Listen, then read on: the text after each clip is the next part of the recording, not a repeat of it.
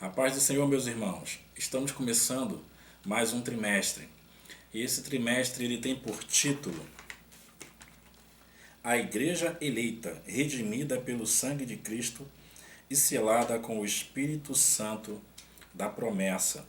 Esse trimestre ele vai ser todo baseado na carta de Paulo aos Efésios, tá bom? Então vamos lá para a aula? A lição inaugural, a lição de hoje, a lição de número 1, tem por título Carta aos Efésios, saudação aos destinatários. Texto áureo diz: A vós, graça e paz da parte de Deus nosso Pai e da do Senhor Jesus Cristo. A leitura bíblica em classe encontra-se em Efésios, no capítulo 1, versículo 1 e 2, e Atos, capítulo 19, versículo 1 ao 7, que diz assim: Paulo, apóstolo de Jesus Cristo, pela vontade de Deus, aos santos que estão em Éfeso e fiéis em Cristo Jesus. A vós, graça e paz da parte de Deus nosso Pai e da do Senhor Jesus Cristo. Em Atos 19, no versículo 1 diz: E sucedeu que, enquanto Apolo estava em Corinto, Paulo, tendo passado por todas as regiões superiores, chegou a Éfeso, e achando ali alguns discípulos, disse-lhes: Recebeste vós já o Espírito Santo quando crestes? E eles disseram-lhe: Nós nem ainda ouvimos que haja Espírito Santo. Perguntou-lhes então: Em que sois batizados então? E eles disseram: No batismo de João. Mas Paulo disse: Certamente João batizou com o batismo do arrependimento, dizendo ao povo que cresce no que após ele havia de vir, isto é, em Jesus Cristo. E os que ouviram foram batizados em nome do Senhor Jesus. E impondo-lhes Paulo as mãos, veio sobre eles o Espírito Santo, e falavam línguas e profetizavam. Estes eram ao todo uns 12 varões. Irmãos, essa lição de hoje ela é dividida em 3 tópicos. Tópico 1, autoria e data. Tópico 2, destinatários.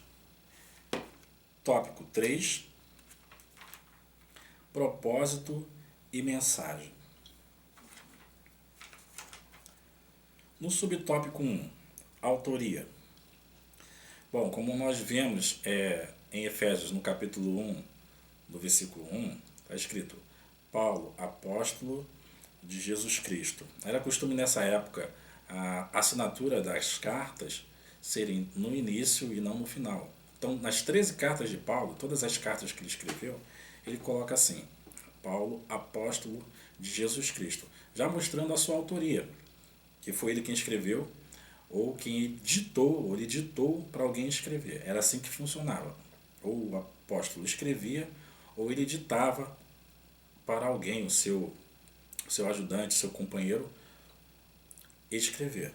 Irmãos, muitas pessoas acreditam que o apóstolo Paulo teve seu nome mudado de Saulo para Paulo quando ele se converteu, quando ele estava em caminho para Damasco e encontrou-se com o Senhor Jesus. Então muitas pessoas acreditam que aconteceu com Paulo, o mesmo que aconteceu com Jacó ou com Abraão, que teve seu nome mudado. Só que o fato é que Paulo ele tinha a cidadania romana.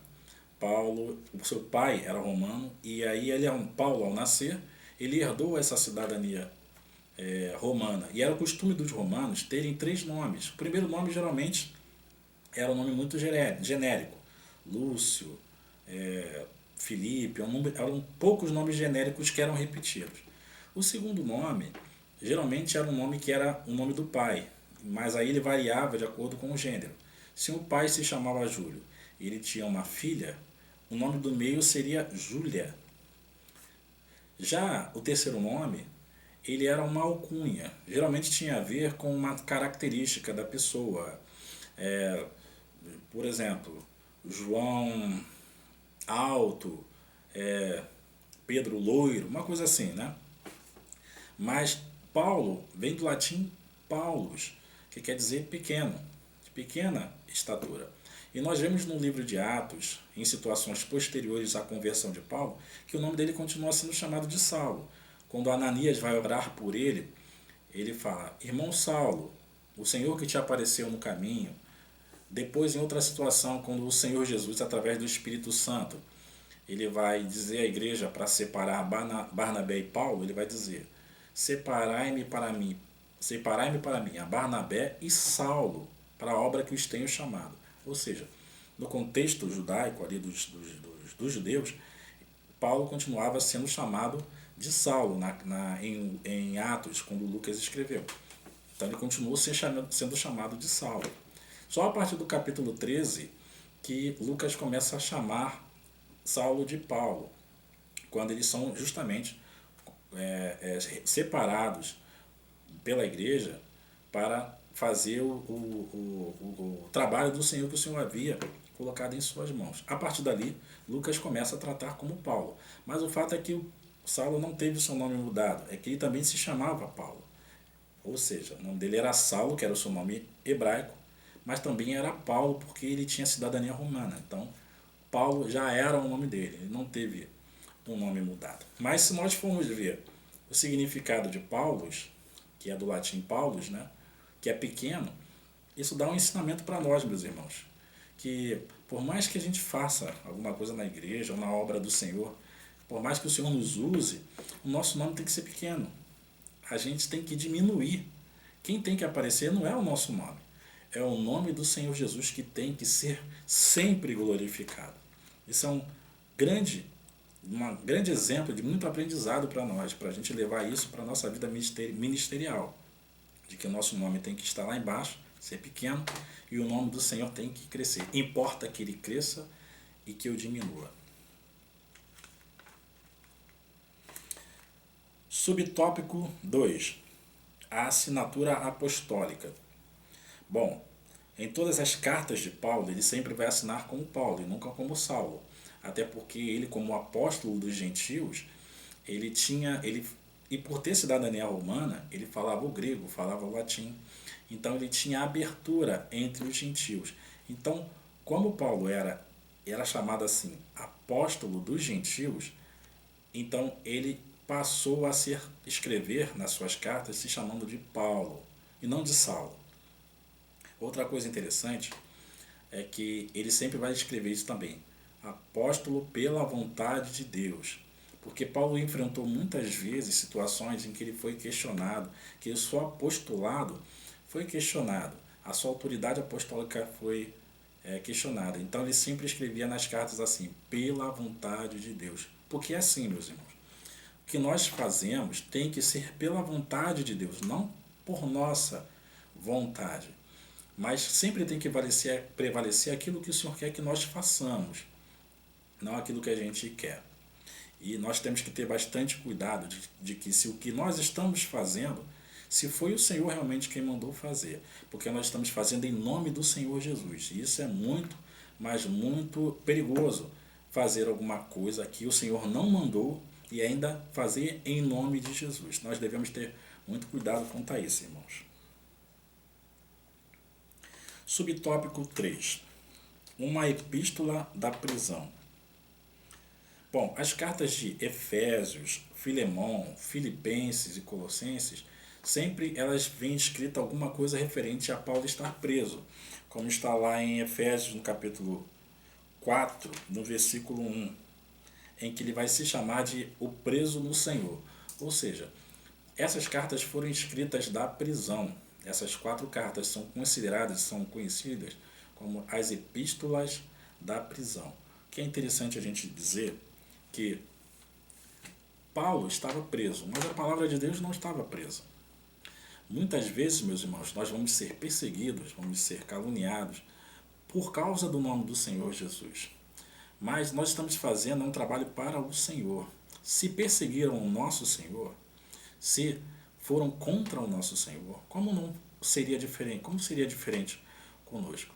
Muitas vezes chorando, muitas vezes caluniados, nós devemos continuar falando do Senhor Jesus às pessoas e evangelizando e fazendo notório o nome do Senhor.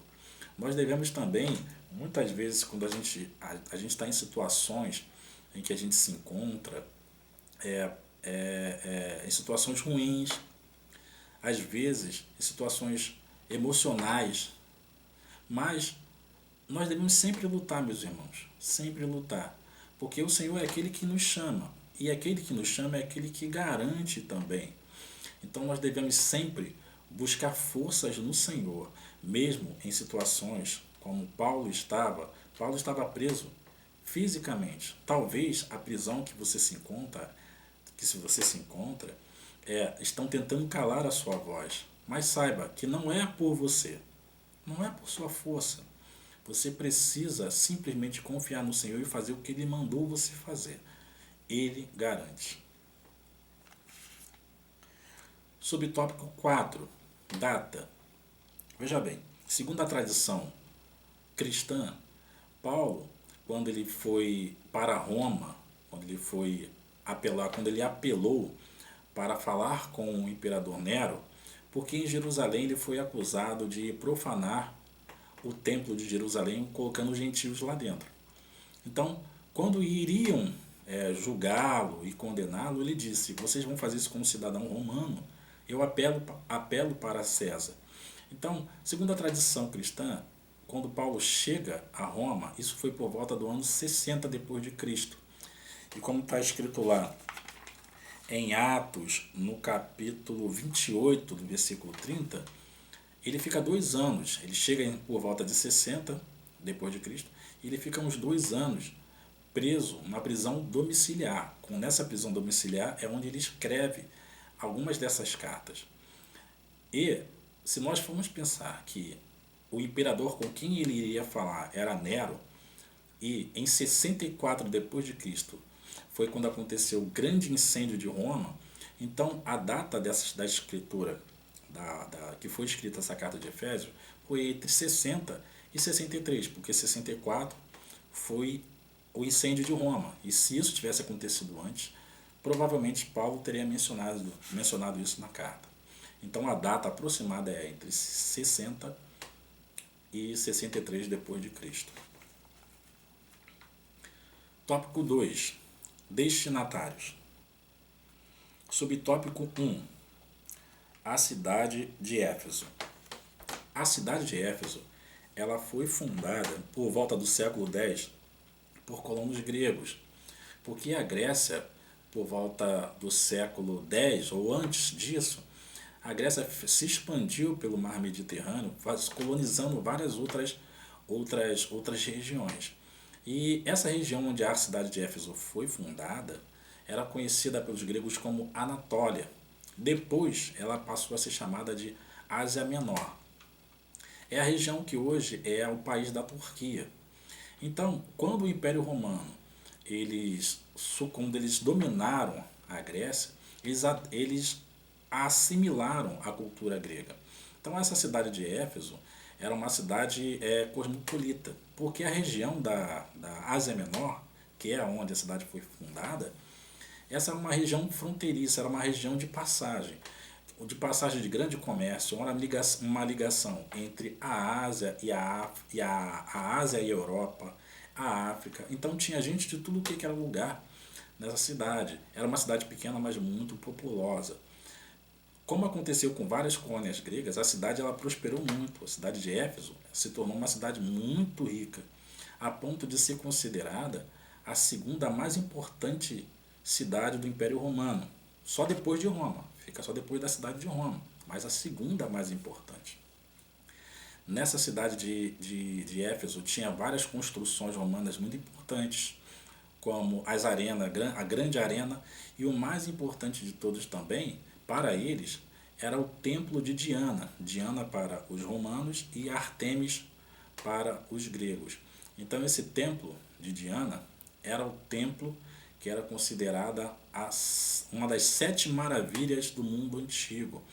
Tamanha era a sua grandeza, o seu esplendor. Então, como a cidade de Éfeso, ela era uma cidade que foi fundada por gregos, dominada por romanos, e vários outros povos que vinham da Ásia e da África também passavam por ali. Aquilo ali era um grande caldeirão religioso. Um caldeirão religioso. Eles adoravam a vários deuses, mas a sua padroeira, a sua divindade principal, era Diana ou Artemis, assim como acontecia em várias outras cidades gregas, onde tinha sempre um deus que era o padroeiro, o deus principal, e tinha o templo principal daquele deus em determinada cidade. Então, Éfeso era assim, um lugar onde havia uma idolatria muito grande, muito grande.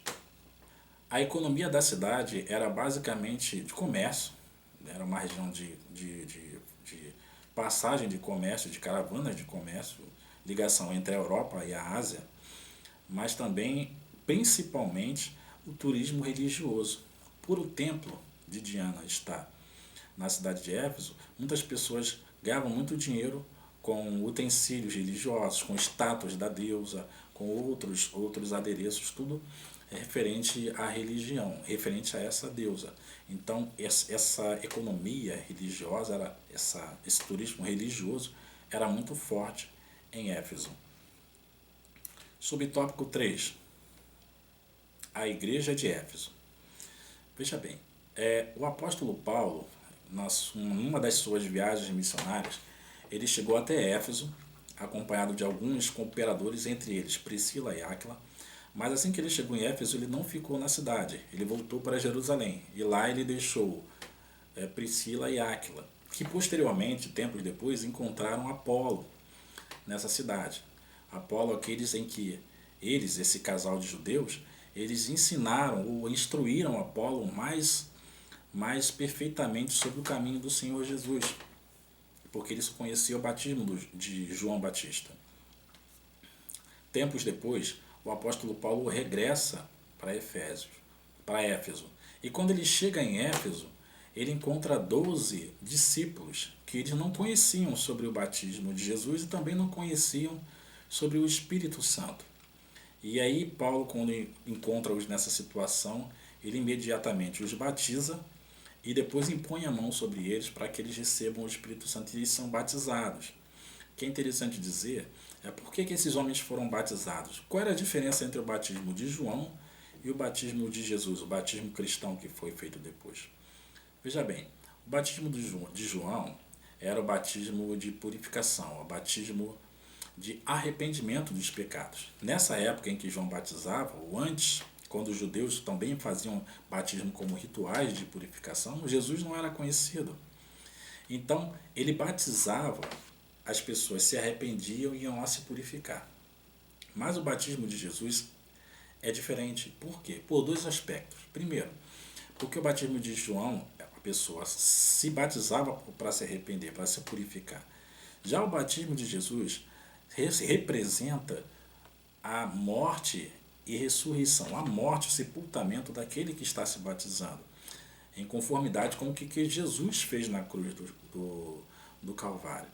Então, o batismo de Jesus significa isso, sepultamento, morte do velho homem. Mas também, principalmente, a diferença do batismo de João para o de Jesus é que o batismo de Jesus tem que ser em nome do Senhor Jesus. Assim como os judeus, fazendo a circuncisão, aquele que é circuncidado, ele entra para a comunidade de Israel. No tempo do cristianismo, aquele que se batiza, ele entra para a comunidade da igreja, ele entra para o corpo de Cristo, mas isso só é possível pela autoridade do nome de Jesus. Essa é a diferença. O batismo tem que ser no nome do Senhor Jesus, o que não acontecia quando o batismo era feito por João Batista. Mais interessante é que depois que eles foram batizados nas águas, o apóstolo Paulo impôs a mão sobre eles e eles receberam o Espírito Santo. Isso, o Espírito Santo, ele só vem mediante a rendição ao nome do Senhor Jesus. Ou seja,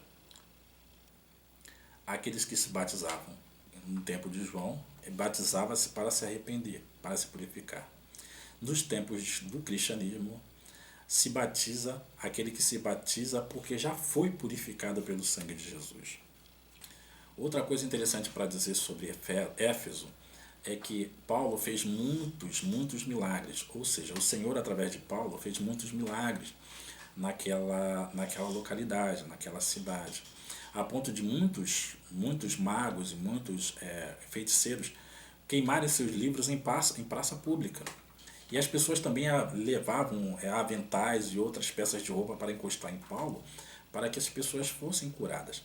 Ao ver isso, ao ver que o cristianismo estava crescendo, crescendo muito, e o prejuízo daqueles que ganhavam com o turismo religioso, como Demétrio, foi feito, e por esse mesmo, foi feito um grande tumulto na cidade, justamente por causa de Paulo. Então é assim que acontece, meus irmãos.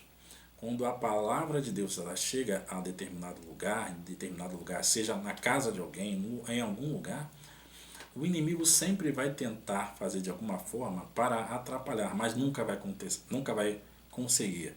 Porque quando a palavra de Deus chega, ela faz o que lhe apraz. Porque o nome do Senhor Jesus sempre tem que ser glorificado e as pessoas precisam conhecer o nome dele. Bom, quanto aos destinatários, se nós formos fazer um paralelo entre Efésios, no capítulo 6, versículos 21 e 22, e Colossenses, no capítulo 4, 16, eu vou ler Colossenses 4, 16. E quando esta epístola tiver sido lida entre vós, fazei que também o seja na igreja dos Laodicenses, e a que veio de Laodiceia, lede a vós também. Ou seja, nós sabemos que Paulo não teve nenhuma carta aos Laodicenses. Por isso, alguns estudiosos acreditam que esta carta que foi aos Laodicenses seja a carta aos Efésios, porque foi Tíquico quem levou essa carta aos Efésios para a cidade de Éfeso. Mas também foi Tíquico que levou também a carta aos Colossenses. Portanto, provavelmente a carta, que é a carta de Efésios, ela foi direcionada aos Efésios, como está escrito lá em Efésios no capítulo 1, está escrito assim: Paulo, apóstolo de Jesus Cristo, pela vontade de Deus, aos santos que estão em Éfeso. Por aqui dá a entender que a carta, de uma forma inicial, ela iria para Éfeso. Só que ela também foi uma carta circular, porque ela deveria ser lida em outras igrejas também. Portanto, os destinatários, de princípio, Éfeso, mas como a cidade de Éfeso era a principal cidade da região e era a principal igreja, então essa carta deveria ser lida lá. Por isso ele diz que a carta que foi para os Laodicenses, lá para Laodiceia, deveria ser lida em Colossos. E a carta de Colossenses, que foi para Colossos, deveria ser lida também lá em Laodiceia. Tópico 3. Propósito e mensagem. Subtópico 1. Propósito.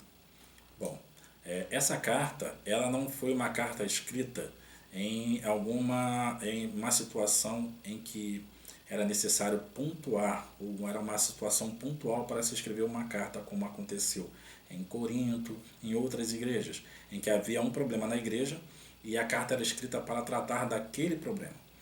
O fato é que a carta aos Efésios ela foi escrita da prisão, uma situação em que Paulo estava preso, quando ele estava em Roma, preso.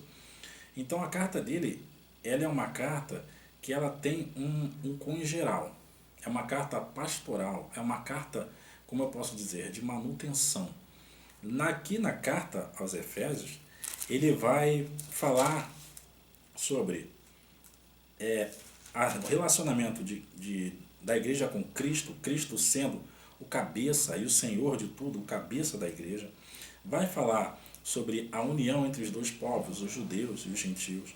Vai falar sobre a questão da santidade, vai falar da graça de Deus para com os gentios, vai falar da unidade da igreja, vai falar dos deveres domésticos, ou seja, é uma carta que é direcionada a todas as igrejas, uma situação geral, para que a igreja persista, continue persistindo na santificação, na santidade, na pureza da igreja, sendo sempre Cristo o cabeça e na união de todos da igreja, a união da igreja, a unidade da igreja.